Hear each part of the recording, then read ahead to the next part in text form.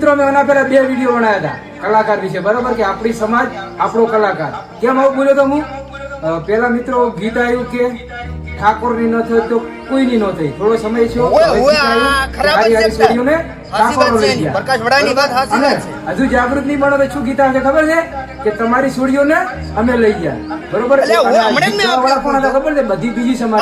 અને આ લોકોને મિત્રો પરમિશન કોને આપી આવા ગીત ગાવાની? પેલા જે ભેંબોડી બોલે હા એ હારો છે, બરાબર છે. યુવાનો આવી રીતના જાગૃત રહો ભાઈ, બીજું કઈ નહીં. જાગૃત રહેશે ને તો કંઈક સમાજનું કલ્યાણ થાય છે, બરોબર. ના ના બરાબર. હવે મારે 2 શબ્દ કેવું છે, કેમેરો મારા સામો કરો છો.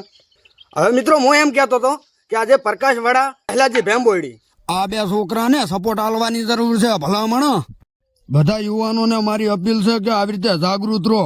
ગીત નથી હારા લાગતા, નથી શોભતા આપણને કો તો હું ચારનો ઈ કોણ સમજ્યા. અને હવે યુવાનો સુધર્યા છો, બરાબર. અને આવી રીતના જાગૃત રહો યુવાનો, તો શું કે આવું નવું પહેતું ના આવે અંદર સમાજમાં, બરાબર. હારામાં સારું કામ કર્યું છે તમે, એટલે આવા વિડીયો પછી આ સમાજને લગતા હું કંઈક સારું કામ કરો તો કંઈક સમાજનું કલ્યાણ થાય છે, બરાબર.